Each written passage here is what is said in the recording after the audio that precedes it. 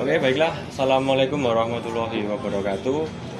Di sini kita dari kelompok 3 akan sedikit banyak mewawancara tentang pentingnya politik dan mengenai pentingnya politik serta ragam bahasa di kehidupan kita sehari-hari dan juga bagi Gen Z ya, teman-teman.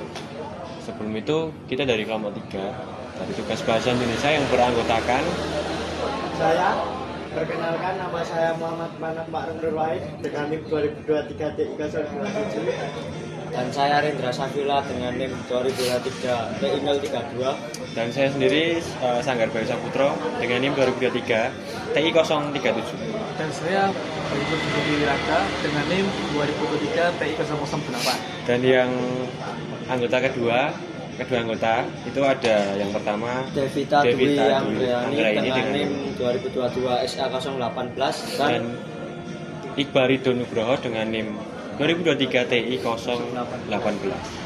Oke, tidak kalah menariknya di sini kita juga ada moderator nih yang sebagai aktivis atau sebagai Gen Z yang aktif dalam partai. Itu ada Mas Putra dari Boyolali.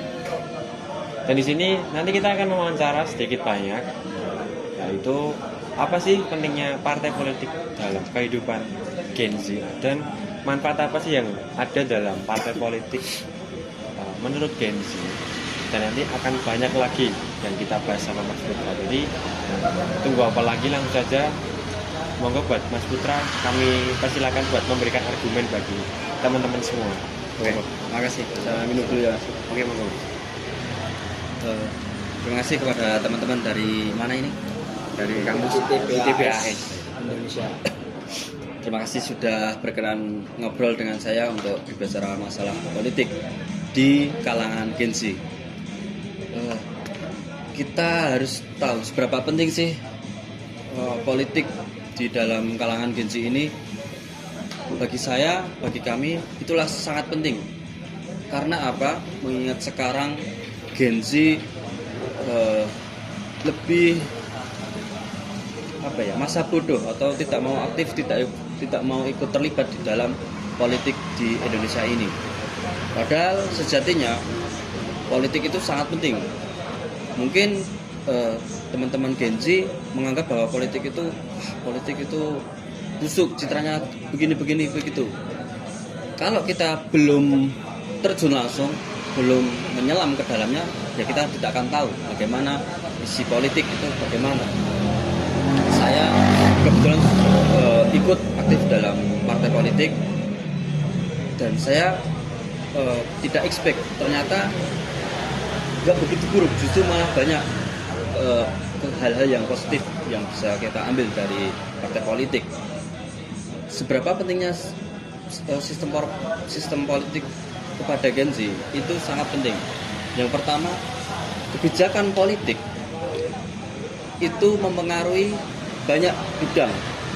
Yang pertama saya sebutkan ekonomi. Bagaimana kebijakan politik itu dapat mengatur regulasi perpajakan, lalu bagaimana peran pemerintah dalam meningkatkan daya konsumsi masyarakat, di mana daya konsumsi masyarakat kita sekarang ini lagi menurun. Itu dalam ekonomi.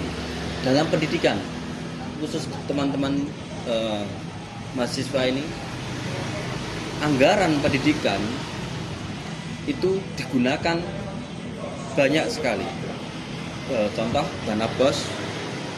Lalu untuk yang teman-teman kuliah mungkin ada KIP kuliah ya. KIP. Oke, gimana kalau kebijakan politik yang salah mengakibatkan dana anggaran untuk pendidikan itu tadi berkurang, sehingga bukan tidak mungkin program KIP kuliah itu nanti dicabut atau subsidi orang-orang yang menerimanya tadi berkurang. Maka jelas ini sangat buruk, karena bagi saya pendidikan itu penting karena untuk membangun sumber daya manusia kita untuk menjadi lebih unggul, seperti itu. Oke, terima kasih Mas Putra atas argumennya tentang pentingnya pentingnya politik di Indonesia. Jadi untuk Gen Z Jadi yang bisa diambil kesimpulan yang pertama itu penting banget. Jadi kalau misalnya kita masa bodoh sama partai, kita nggak bisa tahu nih perkembangan partai Indonesia itu sampai mana. Terus mungkin kayak arti pendidikan itu juga penting banget. Itu juga ada peran penting di dalamnya gitu. Jadi kalau misalnya kita nggak mau tahu, kita juga nggak akan pernah tahu apa sih yang di dalam partai politik itu seperti apa. Kita nggak akan pernah tahu. Jadi mungkin bagi Gen Z, mungkin ya kalau nggak mau fanatik, yang penting tahu dulu lah. Jadi yang penting kayak nyoblos kayak gitu kan juga sebenarnya kalau semisal nggak ada manfaatnya, itu sebenarnya ada manfaatnya. Karena apa? Satu suara juga menentukan perubahan pada Indonesia yang mungkin itu. Ya yang selanjutnya ada sesi tanya jawab yang akan dimulai dari Mas Manak maupun Mas. Kita masuk ke sesi tanya jawab ya Mas. Ya. Seberapa pentingnya sih Mas Gen Z terhadap sistem politik? Seberapa penting Gen Z terhadap sistem politik? Sangat penting, sangat penting. Karena sesudah generasi milenial ini habis, maka di bawahnya ada Gen Z, kita ini. Bagaimana kita bisa masuk ke dalam dunia politik?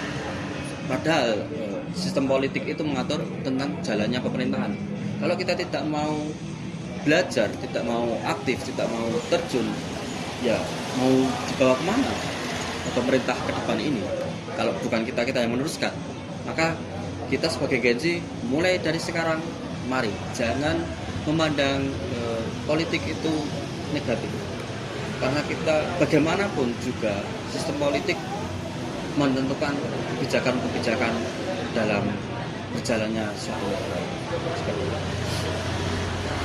Oke, yang selanjutnya Mas Rindra, mungkin ada pertanyaan. Menurut Masnya, bagaimana cara menyampaikan argumen pada Gen Z agar kita itu tertarik dengan politik? Oh ya. Untuk Gen Z, mungkin Gen Z sekarang lebih banyak penyampaian yang dengan bahasa yang ringan-ringan, seperti tren-tren, entah itu joget-joget atau dengan musik-musik mungkin. Mungkin ini juga menjadi PR dari partai politik sendiri, di mana kita tidak bisa dengan penyampaian gaya bicara atau gaya penyampaian yang tergolong lama, sementara kita harus berbicara kepada anak-anak muda. Maka kita dari partai politik pun juga harus berkembang, harus mengikuti zaman, bagaimana cara penyampaian terhadap Gen Z. Dan mungkin itu tadi cara penyampaian untuk Gen Z biar tertarik, mungkin lebih dengan kampanye-kampanye yang ceria. Kita tahu kalau kampanye-kampanye dulu itu kesannya keras, anarkis, black campaign. Nah mungkin hal-hal itu mulai dari sekarang kita harus melakukan perubahan seperti itu. Untuk yang selanjutnya pertanyaan dari saya sendiri Mas. Ya, ini kan yang menyangkut tentang bahasa ya. Ya. Itu kan di dalam politik kan pasti ada ragam bahasa. Mungkin apakah ada ragam bahasa di bidang politik sendiri? Ragam bahasa jelas ada. Ragam bahasa atau komunikasi politik sangat penting. Bagaimana kita menyampaikan pendapat, menyampaikan program-program terhadap masyarakat. Kalau masyarakatnya itu berusia 40 tahun ke atas, ya kita harus ada pendekatan tersendiri. Adapun kalau kita mau menyampaikan kepada anak-anak muda ini, kalau kita masih menggunakan gaya penyampaian yang kita gunakan kepada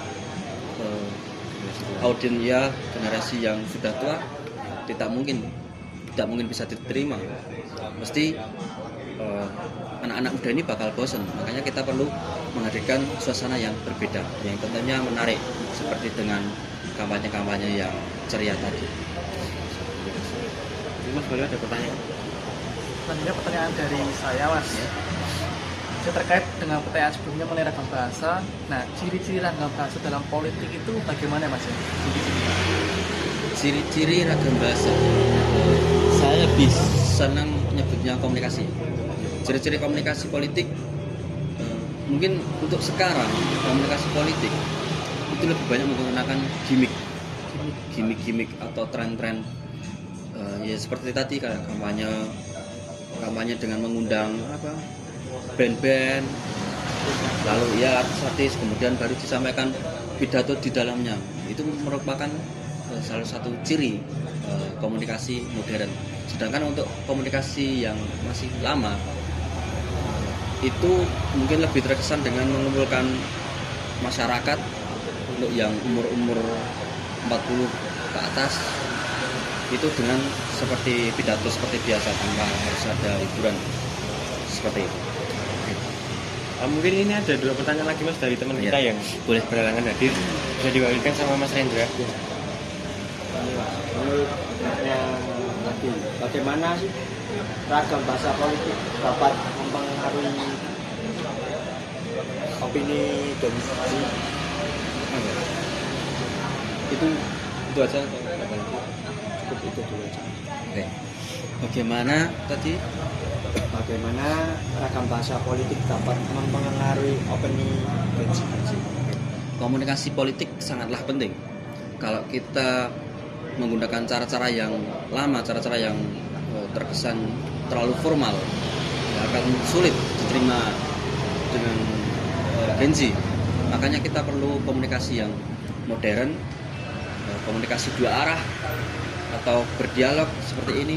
Itu menurut saya akan lebih diterima oleh kaum Gen Z ini.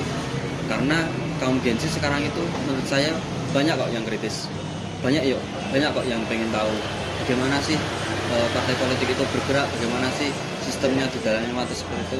Makanya kita juga harus turun langsung ke lapangan, mengajak diskusi bersama. Itu menurut saya mempengaruhi opini buat Gen Z. Oke, ini ada satu lagi pertanyaan dari kelompok kita Mas yang berhalangan hadir, bisa diwakilkan sama Mas Bayu. Jadi gini Mas, yang saya tanyakan, misal nih saya itu ingin terjun di dunia politik, nah itu mekanismenya itu seperti apa? Kalau teman-teman mau terjun ke partai politik ya, banyak kok sekarang mekanismenya ya sangat mudah. Karena beberapa partai sekarang lebih open minded, mereka secara terang-terangan kok membuka untuk teman-teman bisa join, mungkin dengan cara mendirikan komunitas milenial atau Gen Z, tapi tetap dalam satu tubuh partai, artinya organisasi internal partai seperti itu. Jadi kalau mau join boleh banget kok, dan gampang. Karena sekarang partai-partai terbuka pada kaum-kaum muda. Oke. Mungkin teman-teman kalau ada yang mau join ke seperti Mas Putra ini kan milenial banget. Itu juga penting banget untuk partai kehidupan sehari-hari. Jadi kita itu knowledge-nya juga bisa lebih banyak tentang politik seperti itu. Jadi mungkin terima kasih Mas Putra atas waktunya, teman-teman semua atas waktunya. Kita perwakilan dari kelompok 3 juga terima kasih banyak kepada Mas Putra jauh-jauh dari Boyolali datang ke sini menyempatkan waktu buat berdiskusi bareng. Mungkin buat teman-teman kalau ada yang mau bertanya juga boleh, nanti next bisa di WA-kan ke saya. Mungkin kurang lebihnya seperti itu Mas Putra. Kalau ada kekurangan saya mohon maaf dari kelompok kita dan mewakili kampus juga. Ini kalau bisa next bertemu lagi kita kabari gitu. Saya selaku moderator juga mohon maaf ya sebesar-besarnya bila ada kesalahan pada saat berdiskusi tadi. Kurang lebihnya mohon maaf. Terima kasih. Wassalamualaikum warahmatullahi wabarakatuh.